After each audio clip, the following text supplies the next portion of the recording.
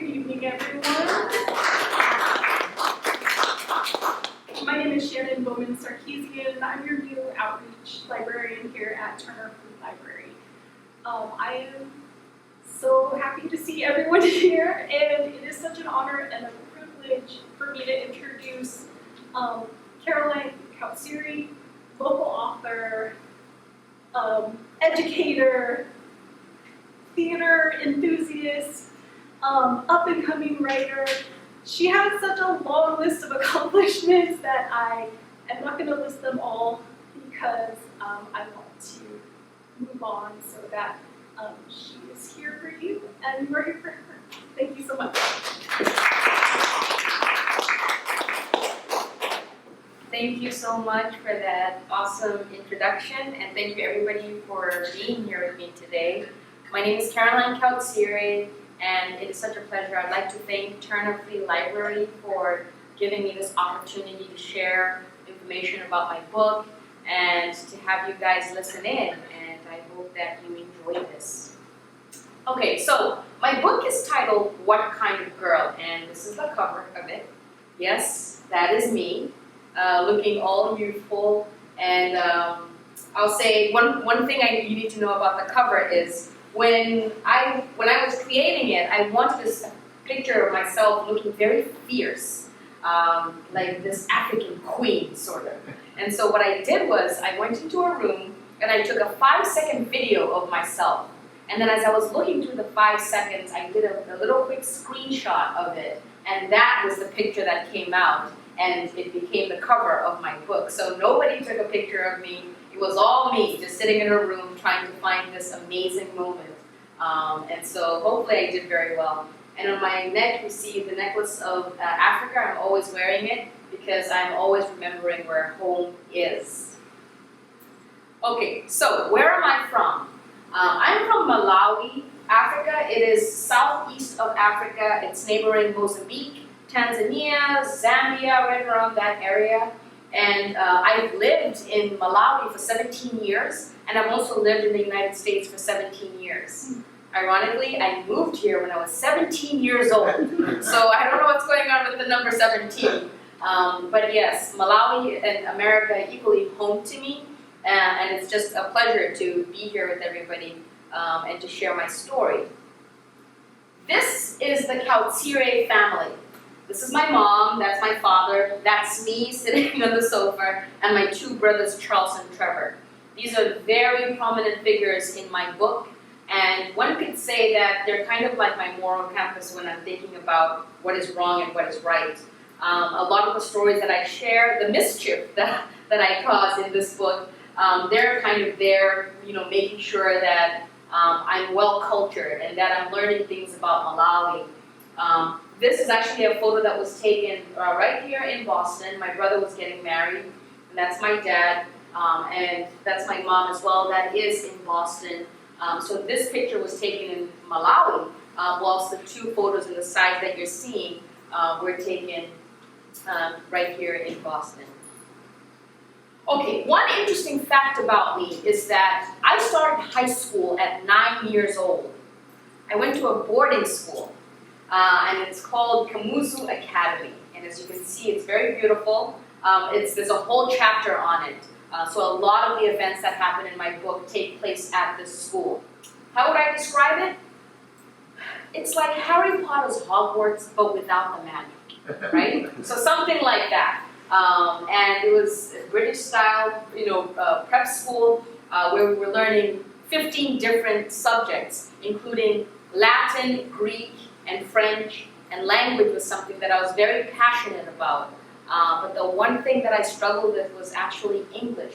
I'm going to share a little bit about that as we go through the slides. But a very beautiful school. Our late president, Dr. Hastings Kamuzu Banda, wanted to create a school that looked a little bit like Harvard. We wanted to kind of have our own version of an Ivy League school. But of course, this is a high school. And he did a wonderful job, as you can see, the beautiful clock tower there, the beautiful ornamental lake, which is teeming with monitor lizards, by the way. So, so the Mona Lisa, it's round, and there's a wall that separates us from them. So don't worry, we're not hanging out with Mona Lisas, or running around. And that is me on the side. I'm probably about 11 or 12 years old at that point.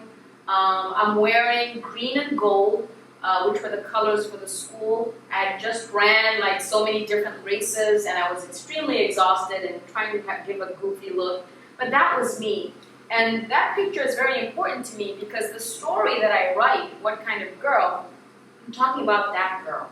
A lot of things that she went through that went unnoticed, things that she could not voice out. But eventually, you know, when I wrote this book, I did come to terms with who I was back then. So this is very much about that little girl. And you'll see this picture kind of come up again because, like I said, the book is about her. What about America? So I moved here when I was 17, like I said. I went to Quincy College first. I was studying liberal arts. I wanted to be an actress, but at that point, we couldn't really afford any expensive school where acting was involved. So Quincy College was the first place that I went to. I was breaking into America, getting to know, you know, what it's like to go to school here. And then I transferred to UMass Boston, where I studied English literature. Moved on to Brown University. It's in Providence, Rhode Island. And I continued with my studies there in English literature. And then something happens again. I'm going to explain a little bit later, but I end up at Emerson College, but this time studying creative writing. And that's where I got my Master of Fine Arts. So this is pretty much my education in America here, and it's been a wonderful experience. All right, that said, let's kind of dive into some of the key things that the book kind of presents. Who were my role models when I was growing up? I watched a lot of television, and these are some of the strong women that you see here. Viola Davis, Halle Berry, Angela Bassett. These were kind of like my role models. When I saw these women perform on television, I said, I would like to go to America so I can be that free.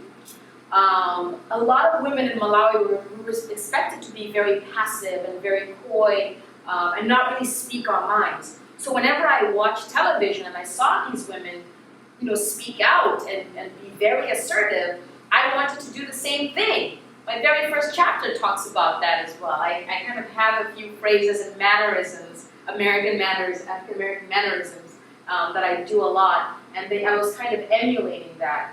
But little did I know that the women in America too are also experiencing their own problems about being African American women living in a very kind of patriarchal society where they're expected to behave a certain way. I didn't think that they had any problems. All I saw was what I saw on TV, and I said, this is what the truth is about America. So this is very important to me. American television is important too because as I'm trying to escape some of the Malawian culture, what I'm trying to escape towards is the American culture. To say I want to be more American than Malawian itself, right? And what happens when somebody's trying to run away from home, trying to run away from who they actually are. Okay, like I mentioned, English was a huge problem for me. I write about it in the book as well. So before you look at me as this author who can write, I was somebody who could not write. I couldn't write to save my life. And as much as I enjoyed literature and Shakespeare and everything, to write complete sentences, it just didn't work for me. And maybe one of the reasons was because I was 9 years old and I'm trying to figure out syntax. You know, what are the mechanics for grammar? And that was difficult for me. So when I wrote the exams so that I would transfer to America, I failed the first time. I had to retake the English examination, and I only passed with a C grade. I was average. So I didn't just wake up one day and I said, oh, I'm going to be a writer. I struggled. I was not good at it. In fact, I said I would never do anything involving writing. And here I am today talking about becoming a writer, right? So what has the writing process been like for me with What Kind of Girl? Well, maybe I should talk about what happened when I was 27 years old. I'm living in America, I'm an English professor. Everybody is saying Caroline has always known what she wants to be. She's got it made. She's living the American dream, right? I felt good, but I also felt empty at the same time. Something was missing. And when I went on social media, I would always see people become very connected with Malawi, the culture. And I said, why don't I know this stuff? Forgetting that I ran away from it, right? And so I said, I think I need to go back. I need to figure something out about who I was. So I went back to Malawi, and just being around the people, being around different traditions, just the atmosphere, it awoke something in me that I can't quite describe. It's very hard to describe, but I know that when I was hanging out with other people, I wanted to write my experiences down. And that's exactly what I did. I would write on social media. Today, woke up, played with the kids in the villages. Today, woke up, had this food in the streets that, I would run away from the food that we ate in the house to eat food in the streets that was being made. I mean, it's equivalent to going to a food truck or something like that. And I just loved everything, and I documented it. And people said, you need to write a book. So in a way, I kind of found my voice when I was in Malawi, because that's when the writing began. And coincidentally, I was kind of transitioning in my immigration status as well. I was going back to school, and I said, I want to study creative writing at Emerson. And it took about 1 year for me to learn how to write creatively. Because remember, I was just an English professor. I was critiquing other people's material, but I had never learned how to write creatively. So it was a struggle for me too. I would go to workshops and they would say, what are you writing? I don't see anything. The character has no development.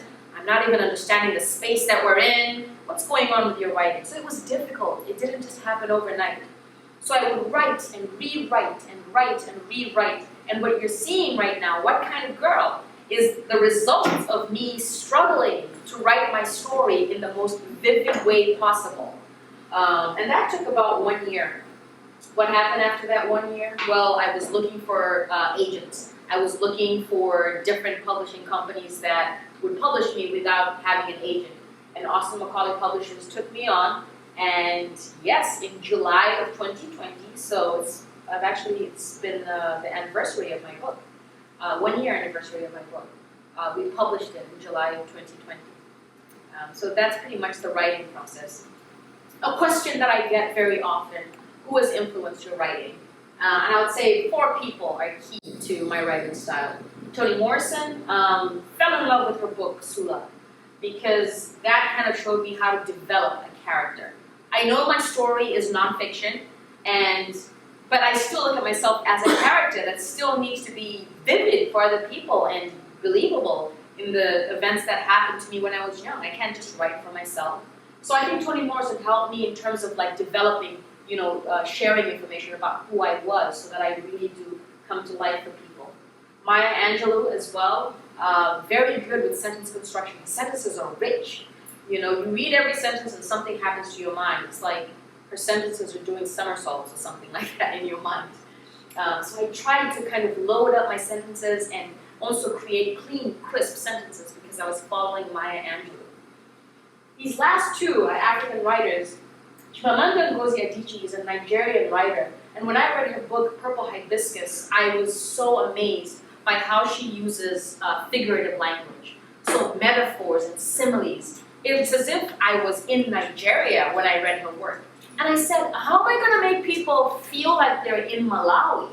And so I kind of followed her style as well. And coincidentally, a lot of the things that happen in Nigeria, the things that they treasure, it reminded me, it was very reminiscent of Malawi. So that was kind of easy to catch on.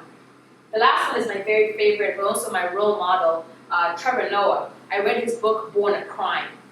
At the time that I read Born a Crime, I had completed my book. I had finished writing it. But I wasn't sure if it was good enough. I wasn't confident about it.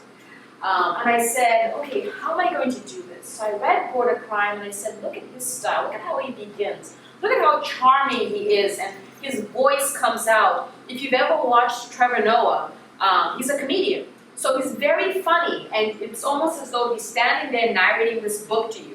And I said, I want people to feel that way about What Kind of Girl. How do I do that? And I said, I need to find my honest, authentic voice. And so I would look at his style and I would say, who's Caroline and all of this? How can I begin my story in an exciting way as well? And so he kind of helped me in terms of structuring it, but also being honest. You know, everybody when they're reading nonfiction, it's nice to kind of have that honesty. They don't want to read something that seems like it's just been embellished for the sake of embellishment. So these are some of the people who have influenced me in my writing. All right, so some key themes that you might find in my book. Like it says at the back in the synopsis, that growing up was awkward and confusing for me. And this awkwardness is an identity, like I said, the expectations of traditions for how young girls should behave, things like dress code and body language and gender issues, I struggle with. Cooking. I'm not even much of a cooker right now, but you know, one would have to test me on that one. But also class and a little bit about religion trickles through the book. So these are just some of the ideas that you will find in What Kind of Girl. Let's start with identity. This is me. And I think the first thing you will notice is my hair, the difference, right? Here my hair is completely shaved, and there I have hair for days, right? I just took off those locks actually not too long ago. I had them on. And in the middle you have that little girl I was talking about, the 9-year-old to 15-year-old Caroline, because that's where my book kind of spans. This is a story about her trying to figure out her identity, right? And this identity kind of waxes and wanes between two parts of me. One where I can be very bold and do things that other women might not necessarily be comfortable with. I get a lot of people saying, you're brave to like shave your hair. You're brave, you know, wow, I can't believe you really pull it off. And I say, really, it's this confident thing that you need to have about any hairstyle that you have and believe that you're actually enough in that. And with this one, you might associate it more so with masculinity, but I still feel like my femininity comes through no matter what, right? And in that one, I think the femininity comes out because of the stereotype of how long hair equals very feminine, right? So I was waxing and waning between these two extremes because I was a very athletic girl. I hung around boys, but I also hung around girls. So in the process of trying to juggle these two extremes, I became very confused about my identity. And you will see that in my book, I struggle a lot with like, how will people accept me? Am I fitting in this situation? Am I standing out in this situation? Maybe I should make myself small in this situation. So it was so confusing for me. And so identity is something that is key for the book.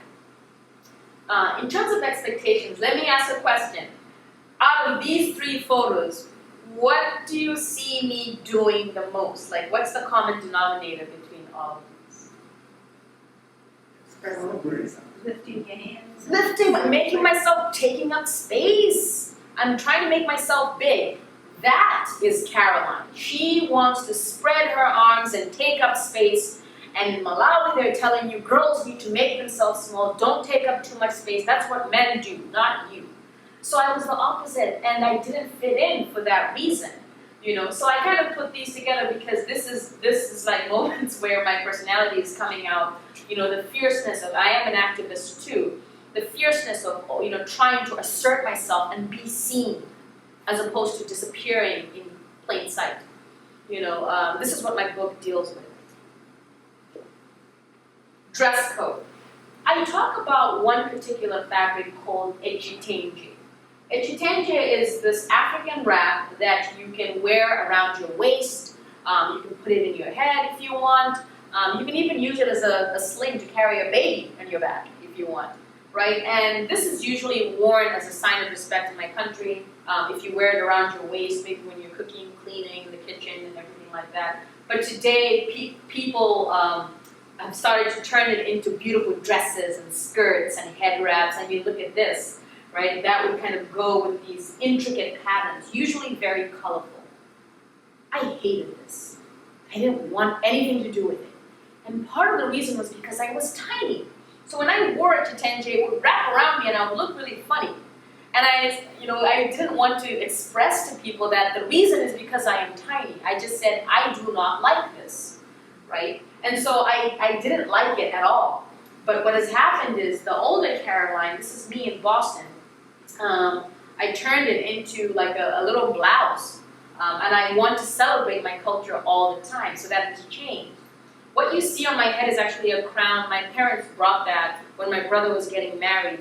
I am from a tribe called the Ngoni tribe. So you may see like the Africans who are like half naked, animal skin, shield and spear. They're going hunting. My ancestors. So they brought that crown. Usually when you're getting married and stuff like that, you wear something like that. Or when you're celebrating with people who are getting married, you wear something like that. And I have that here in Boston. Again, I try to find ways to not lose myself. So dress code is something I struggled with. One being that traditional African wear that I didn't like. And here's the next one. What's another common denominator you see in these pictures in terms of how I'm dressed? Tie. And collared shirt all the time, and jackets. Now, in Malawi, they'll tell you, why are you dressing up like a man? What's your problem? You know, but I went, remember at Kautsire Academy, my school? Well, you saw how I was dressed, the little Caroline. I was wearing a tie and a shirt and a blazer. That was just the way we dressed. That meant you were smart, right? And so I love dressing like that because that's how I grew up in that school. But of course I got ridiculed a lot. Why do you like ties so much? Are you trying to be a man? No, I'm not trying to be a man. I love being a woman. But I love wearing ties. It's just an outfit. And you know, gendering clothes can be very problematic because it can stop people from like wearing things that actually makes them feel confident. But again, what kind of girl dresses like this? My book is constantly asking that question, and you're seeing that in me even till today. Body language. Same thing as the picture that I showed you with me with the shaved head versus me having the long hair. Well, here in terms of body language, I'm more feminine here, but that one kind of looks a little more militant. I kind of look like I'm sitting like how men would sit, associated with them. So it was something that made me kind of feel very awkward too, because I could do both if I wanted to. If I wanted to be extremely feminine, I can do that. If I want to be a little butcher, I can do that as well, but maybe I'll have to really put it on because that's not my goal. But for me, it's about freedom of the body. How can I express myself? As you see me even standing here, I like to move around a lot. My students always say, Professor, you have so much energy. And I said, yes, you know, this is like performing and I want to feel free. This is like home for me, you know. And so body language for me, it's really about feeling comfortable in my own skin. And I struggle with that in my book, especially when I'm at Kautsire Academy, because I don't want people to associate me with men. But at the same time, even though I play with a lot of boys and maybe I have an athletic demeanor sometimes, it was very difficult because I would constantly change myself so that I can fit in again. So that's another theme. Theater is particularly important in this. In the book, I talk about my theatrical experiences and how I also feel most free. Here, I'm playing Puck in Shakespeare's A Midsummer Night's Dream. So I was kind of like in this androgynous wear that allowed me to jump around and hop around and be mischievous. There, I'm playing Mercutio in Shakespeare's Romeo and Juliet, and I'm dressed in male garb. And again, the male roles were more easy for me to play because I am free to move, because I felt as though the feminine demeanor maybe I wouldn't look right. I had to actually put on femininity, and it was very difficult for me, right? It's just because I had this athleticism to me that I think stage, you know, being on stage allows me to kind of have that freedom. And remember, my role models were these African American women I saw on TV. So being on stage was like home for me. I could also do what they did. And as you can see, gender issues are a huge problem. Because of being very athletic as well, I was bullied a lot. I tried to play with boys, but at the same time, I was bullied because I was envied for being athletic. And then if I was too good, they would say, you need to stop, tone it down, right? Tone it down a notch. You know, girls shouldn't be that good at basketball. What are you doing jumping up like that? You know, so things like that where I didn't fit in, or running. I'm actually running at Kautsire Academy and I'm barefoot. I don't know, I ran faster when I was barefoot than when I had sneakers on. So my athleticism is very tied to this whole, my idea of what gender is. And as much as I wanted to be this free, I'm not going to lie, there were moments where I did tone myself down. And you read about those moments too in the book, where the struggle is that I have to not be like myself so that I'm accepted. Alright, so before I wrap up, I wanted to read a little section called Late Bloomer. This is going to give you an example of my writing style, but also give you an example of some of the awkwardness that I had when I was growing up. In this scene, I'm at Kamuzu Academy, and remember that my cohort, I'm probably the second youngest in my cohort. So all the girls are maturing fast, and for me, I'm kind of lagging behind. So what do? Well, I start to fake a couple of things. What are some of those things that I faked? Well, listen up. Late bloomer.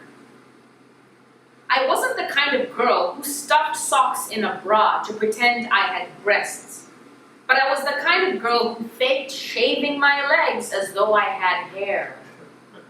Each Saturday morning, my friends would gather their shaving sticks, soaps, creams, and towels, and shave by the cement sinks outside our dorm rooms, where we washed laundry with our bare hands. Some carried pails of water and sat by the lawn outside their bedrooms. I watched them roll up their jeans and wet and soak their legs. Sometimes I couldn't see the hair on their legs at all. They gently shaved off their hairs, looking at their skin, letting the shaving stick slide smoothly up their legs as if they were sculpting art. They did this while chatting, recounting the hottest gossip, usually about relationships, budding flings, singling out who had sex with whom in the squash courts, and lots of laughing. Everyone looked so happy shaving. I felt left out. Sometimes someone said something to me as I watched enviously on the side. "Aw, Carol, you have no hair on your legs. Oh, shame, too bad," they would say. I hated showing my legs, and I tried to cover them as often as I could. I wore jeans all the time, and I got into the habit of covering them with a blanket or a chitenge, as if I was sitting on a chair, or my bed. I had very smooth legs, a smoothness that my friends were striving for. But since I wasn't shaving, I never cared for the fact that my legs were already smooth. I was more worried that I was still a child in my friends' eyes. What triggered my crazy notion to pretend to shave the hair on my legs was not hair-related. There was talk about not having my period, as well as my lack of breasts and a big backside. The boys in my class often teased girls about being on the rag. Once, my friend, Kevin, who was 2 years older than me, told me he could sense when a girl was on her period by feeling her wrists. Something about the warmth of the hand, he said. We were seated in the chairs in chemistry class, waiting for our teacher to begin his lecture, when Kevin slid his arms towards mine on the wooden desk. "Do you bleed?" Kevin asked, feeling my wrist with his fingers. I pulled my hand away. "Stop it," I whispered, smiling, but embarrassed. "You don't look like you bleed," he concluded. His eyes looked as if his assessment of me had dulled his day. He turned his body to face the front of the class, as if it was a waste of time to talk to a girl who hadn't gotten her period yet. I ignored him, but my heart raced at the fact that he could tell I didn't menstruate just by looking at me. Kevin was a very observant boy and often shared his philosophies about life, love, and other existential subjects. I panicked that his wisdom might have enabled him to see my body through my clothes. After that exchange, I felt naked around boys. When I interacted with them, I tightened my body and I fidgeted a lot, mostly hunching my shoulders, placing books or anything I could find in front of me to hide in plain sight. I also observed carefully how they looked at me, tracing where their eyes would land on my body, wondering if they could see my nakedness, my hairless, skinny body with a flat chest, no butt, wondering if I appalled them. So as you can see, it was a struggle. It was a huge struggle. I would fake shaving my legs, and my friends would say, Caroline, wow, you shaved today. I would say, yeah, I'm so hairy today. You should have seen my shaving stick. Nothing. It was all fake. There are other things I pretended to do. And you're going to have to read the book in order for you to find out just how awkward I got, just to fit in, just to feel like I was normal. And this is just one chapter. It's titled Late Bloomer. And there's more that I faked just to fit in, like I said. Okay, so we have cooking and class, and then I'm going to wrap it up. Cooking. This is an African meal called nsima. And the way you create it, it's like fufu, Nigerian fufu, or Ghanaian. And what you do is you take cornmeal and you place it in hot boiling water and you cook it until it gets to this dough-like state. And then you eat it with ndiwo, what we call relish. And it can be a beef stew, chicken stew, fish stew, vegetables, kind of like what you would eat with rice. But this is the African traditional food that we cooked. And I hated cooking nsima because when it's at the porridge state, it can splatter on your arm and you can blister. So I hated it. There is a scene with my mother where she's trying to teach me how to cook. It does not end well. And you should read a chapter on that. It kind of put me off cooking. But again, another question, what kind of girl doesn't cook, right? And I wasn't always a fan of it. In terms of class, I was introduced to class, we were kind of a middle upper class family. And our garden boy, our house boy, the guards outside, they had children that used to play with me. And that's when I could see a difference in class. I would say, okay, so I'm the kid from the big house and they're the kids from the boys' quarters. And I wanted to fit in with them too. I would abandon this middle upper class lifestyle just so I could, work with a different class family. And so when I got to know the kids, I loved playing with the kids in the villages because there's just something so humbling about it. I would run away sometimes from the house and I would eat with our garden boys and everything like that. I would hear the best stories from them. They taught me how to be street smart. So my life was rich in that sense because I was hanging around with other people of a different class and I was learning at different parts of me, and I share that in the book as well. And the final topic, which is religion. God to me, I was raised Catholic, and then I became Pentecostal at one point. When I moved to America, I became more moratorium. I questioned a lot about God. But when I was growing up, God was like a superhero. I would hear, there were like all these myths I would hear about God.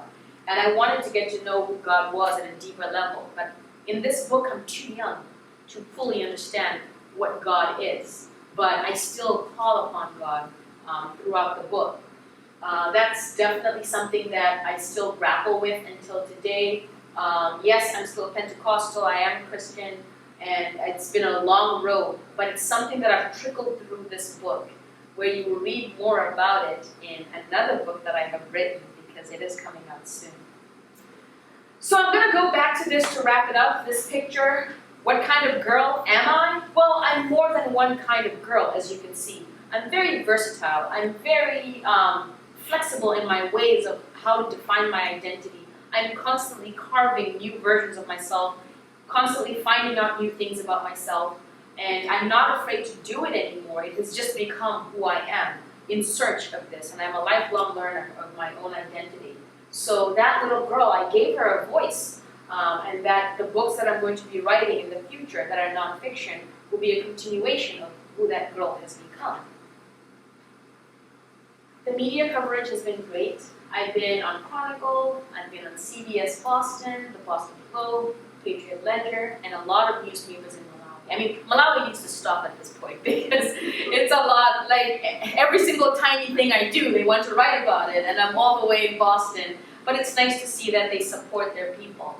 And I love it so much. These are some of the images that I have based on the media coverage, and I've been enjoying it. 2020 was very difficult because of the pandemic. So my life as an author was very difficult, and and I remember having like, small rooms of people and everybody's masked and worried about COVID. We're still, I know, in the fight, but it made things very difficult for authors. But I was very relentless, especially on social media, and that's how I kind of got people to learn about my book. And as you can see, people have responded very well. They've been taking pictures of my book and sending them to me. So the support from people has been very wonderful. It's one thing to write a book and another thing to see the feedback from people, and they've been enjoying it and getting to know me. The ones who have known Caroline for a long time are saying, I didn't know you had insecurities. I always thought you were this confident girl, unbreakable, unstoppable. Yes, I'm those things, but yes, I was hurting too. I was struggling. And so they got to learn that, yeah, I'm a real human being that is complex with good things and bad things going on. But the support has really been wonderful, and they've really made my experience very rich. So the girl who couldn't write is now an author. As you can see, it started with a C grade. This is my certificate, my Cambridge International Examination certificate. I got a C. Here's proof, right? And how is it going? Well, I've got a book. I'm now a published author. And who would have thought that I would end up in this position? So if there's anybody out there who you've always wanted to do something and you're doubting yourself, you never know who you might become, right? With a little effort, you could be the opposite of what you thought you were. I was not good at writing, and I became that very thing that I was not good at. And today I am actually a decent, really good writer. I hope so. So what's next? Well, the sequel, Some Kind of Girl, is coming out soon, and that's where I continue my life in America. What Kind of Girl is set in Malawi, Some Kind of Girl will be set in America, and you'll get to know who I become when I come here, since America was supposed to be the escape, right? Escaping myself, my country, all the traditions. So that's what's next right now, and it's in production. Just today, I heard from my publishers, and they have the layout, they approved the cover, I even have an ISBN number, so it's very exciting that things are, turning out very well. If you would like to purchase my book, these are 3 places where you can: Amazon, Barnes & Noble in Hingham, they have it. I've actually gone to Barnes & Noble and there's signed copies there, so if you want one where there's an autograph, go to the Hingham Barnes & Noble. And the Austin Macaulay website itself, my publishers also have the book. Ladies and gentlemen, thank you so much for tuning into this and being a part of this discussion.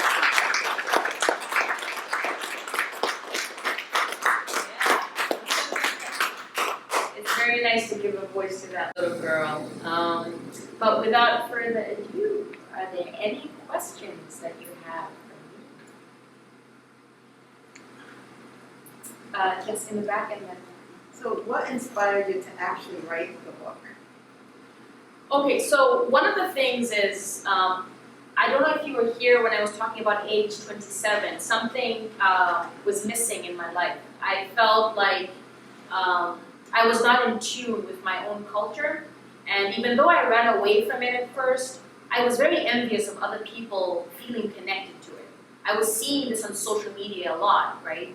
A lot of my friends just, they were getting married, they were celebrating tradition, and I knew nothing about it. So I felt left out, and I went back to Malawi to just experience what it's like, to go back and just revisit my tracks and who I was before.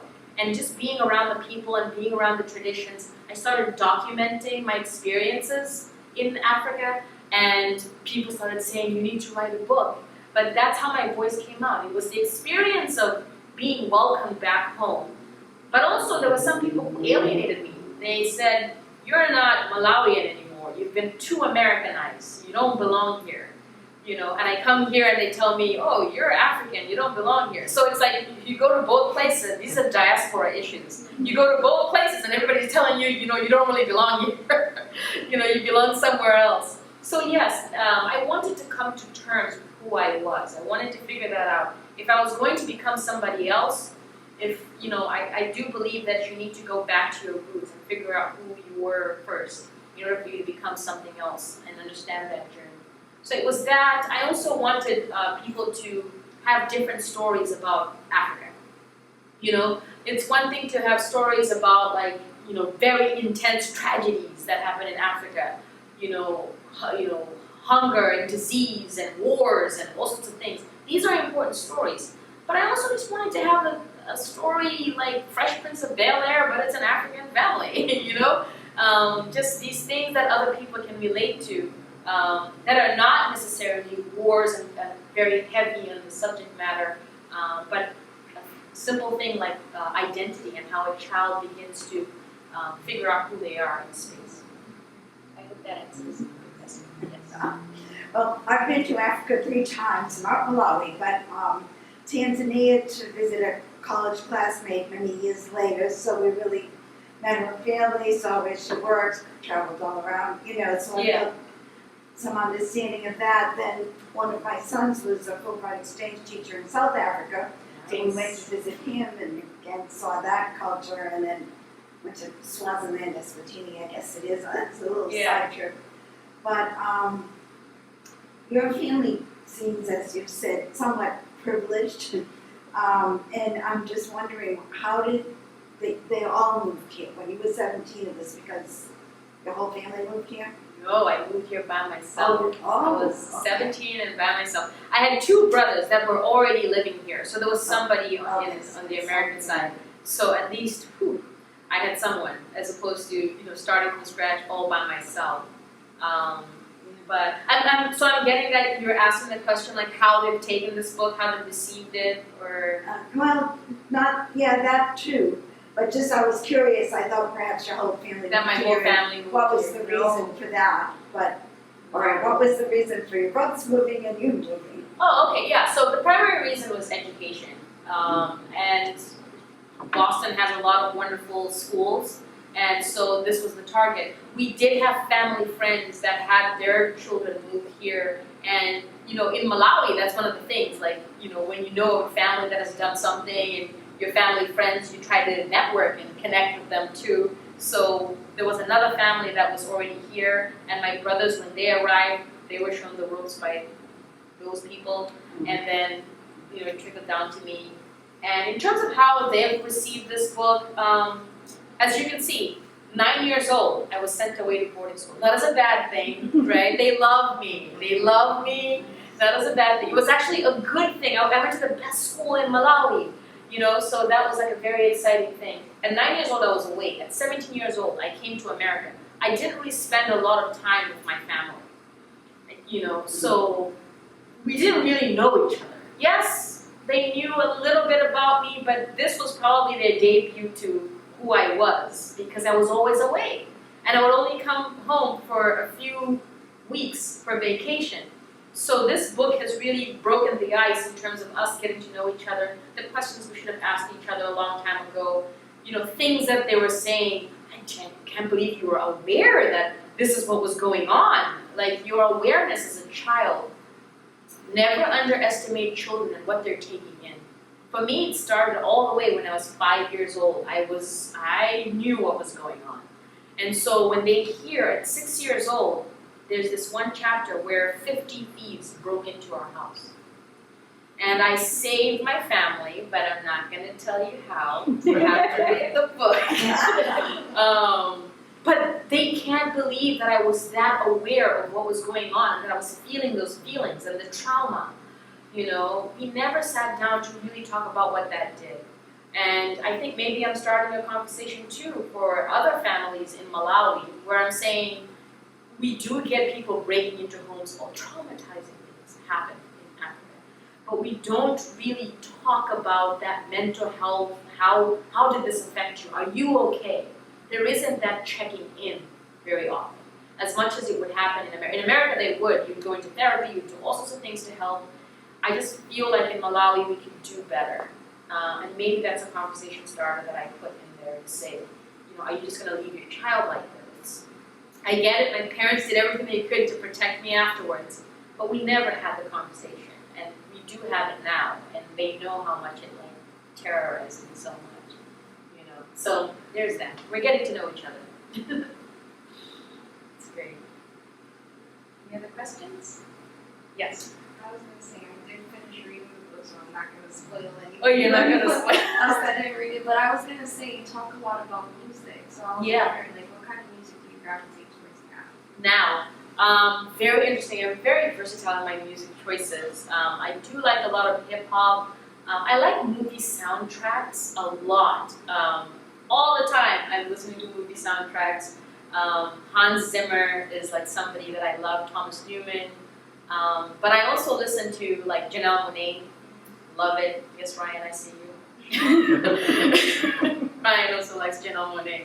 I do like Beyonce very much. A lot of women's empowerment issues, but also like the reason why I like Janelle Monáe is because she does like this concept of other, like when somebody has kind of been marginalized, been put aside, and is being seen as somebody who doesn't quite fit into society. Janelle Monáe is constantly kind of representing people like that. And look at the story that you just read. I was somebody that was always not fitting in, so I can relate to her experiences. Her dress choice is also very different, right? So you can kind of see the Janelle Monáe. Right, yeah. So I do love her music. Beyonce, oh, need I say more? She's got just so much, a wealth of different kinds of music. I like, what else do I like? Show tunes. So I'm a theater person, and show tunes are also something that are near and dear to my heart because of theater. And yes, I like Rent, I like Chicago, I like Hairspray, Hair, all the wonderful different numbers. So I'm very versatile. You read the chapter on With My Dad? Yeah, I like that one. Yeah, it's the one about where you were talking about the bond you guys created even over just Indian music. right. I do like hip hop and rap as well. Tupac is somebody that I grew up listening to. Tupac was also a poet, and you know how some people think that rap is just the devil's work and should not be listened to. It's terrible and you name it. But if you really listen to the lyrics, sometimes you can really get something really wonderful. The beat is great, but also I like to listen to the lyrics. So there is a very wonderful chapter in there about my father trying to expose me to classical music. It's the reason why I listen to classical music today when I'm grading. And I'm trying to teach him something about rap. So, yeah, I'm like, Dad, you need to learn something. And he's saying, you need to learn something. It's a very interesting relationship. Like I said, my parents are very... When I was 22 years old, I asked my father who he was when he was 22, and he couldn't really give me, he knew what I was looking for. I didn't know how to be at 22 because I was this professor, and I was very young, and I said, is this normal? Like, is there something that I'm missing? And he said, the answer I will give you, one, I'm a man living in Malawi, Caroline. There's no way I can give you an answer that will make you feel better about who you are. So you need to figure it out. This was your father? Yes, this was my father. I asked him when I was 22 years old, I'm like, how do you do this life thing? I'm adulting at 22 because of the way I grew up so fast, since the age of 9, being in boarding school, everything for me has been fast forwarded. I feel like I've been 35 for so many years. I'm 34 right now, but I've always felt like I've been 35 for so many years. For so many years, just this old soul all the time. And sometimes I'm nostalgic, I'm feeling like I missed out on something. So I ask people questions, I'm curious about people's lives for that reason. And maybe I write poetry today because other people have given me their stories. So thank you very much for the question. Yes? So you are creative in so many different ways, and I was wondering if you could talk about your creative process. Like, is it the same when you're writing versus, directing or acting? Like, if you could just touch on that a little bit. Okay, yeah, sure. So in terms of performance, I think I like a lot of Shakespeare plays. I like to perform in straight plays because I think I'm strongest in my acting than I am in singing and dancing. Oh, I love dancing. Than singing and dancing. So I think in terms of performance, I'm the creative process for me has been that I play a lot of male roles, like in Shakespeare plays and all that other stuff. So I'm constantly channeling something that is moving away from being like a parody of what a male would do in that particular role, and I'm trying to be authentically male in those roles. The feminine roles, I think I'm constantly struggling in my head in terms of, am I feminine enough? Is this, are people seeing, what are people seeing on the outside that I'm not feeling on the inside? Because sometimes what you feel on the inside isn't translating out there. So I've struggled with that, and for me, it's like to try to find that balance where I don't look like a joke on stage. In terms of writing, it's very interesting. I wake up every time like 5 o'clock in the morning, and I'm fresh with my mind, and I just start writing. I pick a topic, usually something drawn from my life. I've been trying to write things that are less like me, because that's going to stretch my creativity. I've written enough about myself. I've done what kind of girl, I've done some kind of girl. Somebody said there should be a that kind of girl coming up in the future. There'll be all sorts of girls going around here. But I've done that enough. Right now, I'm now working on social justice, women's empowerment, things that have to do with identity still. But look at us. Amanda Gorman says we have this unfinished nation, right? And we're all looking for ways to create change.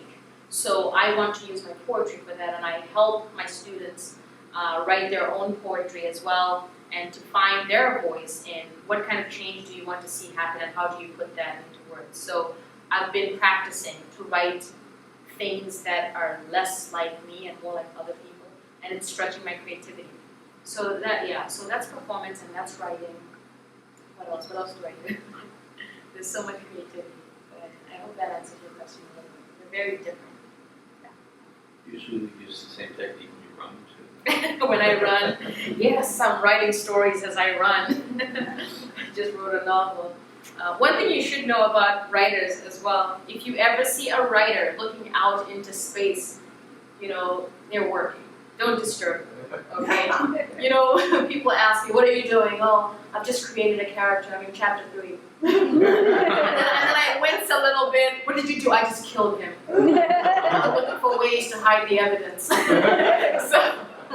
So if you ever want to know anything about writers, if they're just looking out into space, leave them alone, they're working.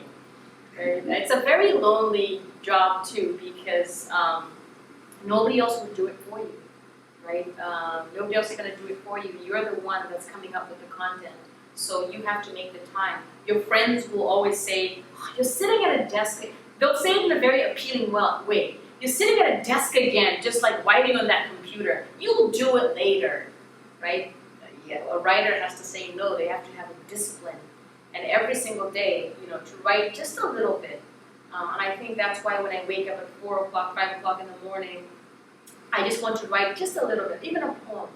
And I'm good. And my roommates have to struggle with me saying, you want to hear this? You want to hear this? And here's my work. And they've been so supportive in all of that. But I am enjoying the author life. These talks are giving me life. These talks are giving me a chance to even voice out more things about myself. And it's just a pleasure to have you all here to listen to me. Yes? Can you shed some light, please, on the publishing process and how costly it is and how much trouble you have to go through to get published? So the approach that I use is a hybrid approach. So there are other people who can do traditional publication, but for me, I don't have an agent. So it's just me and the publishers. We're partners. So I pay a certain amount. So you can pay, like, let's say, $3,000 for them to produce the book and everything like that. They're supposed to help you do the marketing and everything. But in a hybrid approach, the author really is the person that has to do everything in the end. So I feel like it's something, I like this approach because I'm hands-on anyway. But if it's somebody who doesn't really know the ropes, I don't know, I think getting an agent is a good way to go about it. It is difficult.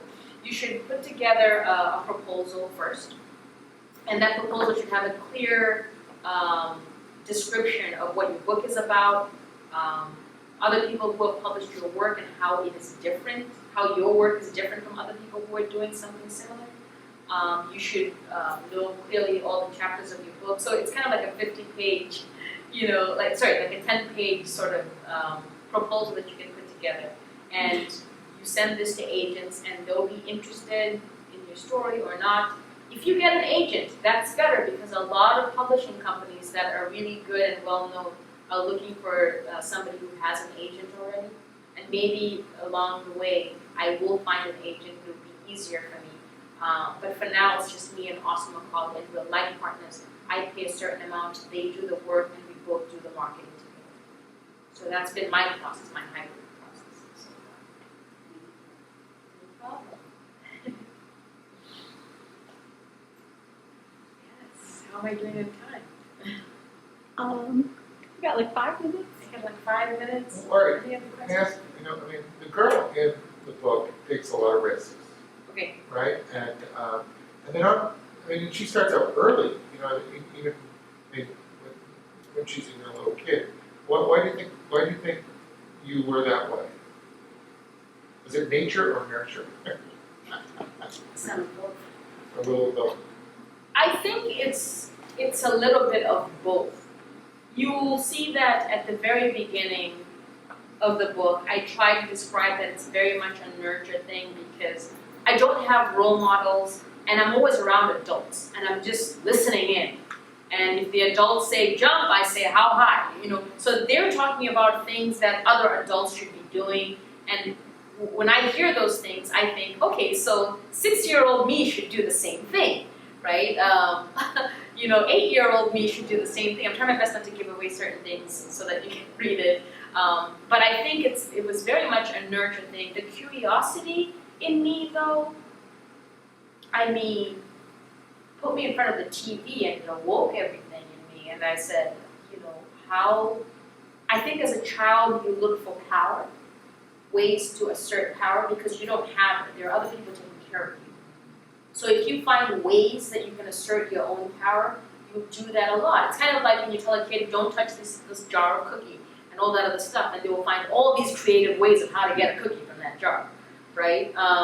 And so, things like that, because they're not allowed to do that. Breaking rules and trying to find out what your limits are. So I think there was something, an inherent thing, I don't know what it is, that was inside of me that was driving me, but very much a nurture thing too, because I was listening to a lot of adults and what they thought like a fine, outstanding citizen ought to do, or a fine, outstanding Ngoni tribe person ought to do. And so I kind of tried to latch on to those things as well. But the only problem was that it was inappropriate because I was a child, so I just took these risks to try to do adult things. When you were, because I know a lot about you, obviously, Right. but I only found out recently you were 9 years old when you went to Lee. Yeah. Am I wrong in saying that when you went there, at Music Academy, I understand they take care of you, right? But at 9 years old, I feel like it was sink or swim. You had to survive. Right. There was that And I too. get that sense, but just seeing the picture, I think. Right. You figure it out yourself. And I think when I was going to Music Academy, there's a chapter too, and how excited I was about adulting. And At 9 years old. at 9 years old. And it's because it was the only life I knew. They were already teaching us responsibility in Malawi, how to take care of yourself. So there were certain things about the culture that had strengthened me. I knew I had to clean my room. I had to feed myself at a certain hour. I had, so I was cultured by the time I was 9 years old, enough for me to take care of myself. You start cooking at a very, very young age. My mom is chasing me around at a very young age because I don't want to cook the nsima, and I'm 7 years old and I don't want to get burnt. So I knew a little bit about how to take care of myself. There, but you were still, and that's why I'm saying is you were still home, now you're by yourself. Now here I'm by myself, so I'm learning like the rules and different kind of rules. Like I said, boarding school rules, like don't walk on the grass. Until today, sometimes when I'm walking outside, I'm very afraid of grass because I feel I'm going to get a detention from someone who's pop up from nowhere and be like, "You 34-year-old woman needs a detention for walking on the grass." You know what's going to happen. So little tiny things like that, and So yes, you are absolutely right. Did you have I mother was by figures and myself. father figures at Kamuzu Academy? And that's an interesting question because the seniors, when we arrived at Kautsire Academy, the seniors would come to the juniors and the first years and say, "Can you be my daughter?" And you'd say yes, and they would be your mom, and they would take care of you. And but take care of you, I mean give you candy, give you cookies. You can go hang out in their room for a while because I lived in a dorm at first. The first 3 years you live in dorms, and then when you're in Form 4, I think you start to have just a roommate, one roommate, and you have your own So you're room talking about a dorm with a bunch of. with a bunch. So there'll be like 15 of us in a dorm room. And then when you go up in class, you will then end up in your own room with one roommate. So yes, we did have like mother figures and daddy figures. Like, so if a girl comes up to me and says, "Hey, can you be my daughter? You're so cute and sweet and nice," I'll say yes. If that girl has a boyfriend, that's gonna be my dad. So when I go up to them and say, "Hey mom, hey dad, how's it going?" And it's like practicing house, but in high school. You know, so it never left me. Even the games I played as a little kid at 5, you know, I was married. There was one point where I was getting married to this little boy in the neighborhood, and all the kids came together. We put our money together, we bought food, and I got married to this little kid.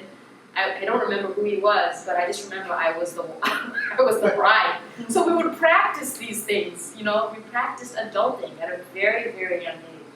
So yeah, it's very interesting. Can you say some of your other roles in the theater that you played other than Mercutio? Yes, I have also played one of the record shop kids in Hairspray. I played one of the Dynamites in Hairspray too. I've been part of the ensemble in Rent. I also played, when I was in Malawi, I played Ophelia in Hamlet, Shakespeare's Hamlet. That was so much fun as well. I played Mrs. Peters in Trifles, and many other roles. I could go on and on. I've played Rosalind in As You Like It. I've played Olivia in 12th Night. So, like she said, my accomplishments in terms of theater and writing and being a professor, they go on and on. I've been blessed, and part of it has to do with, again, putting myself out there and telling people what I can do. I believe in networking as well. A lot of what I've done in America has been a result of me talking to people, and then a guy knows a guy who knows a guy, and then I've been connected with them, and I've ended up doing some amazing things in America in the 17 years that I've been here. Yes, I think that's a good place to end. Thank you. Yes,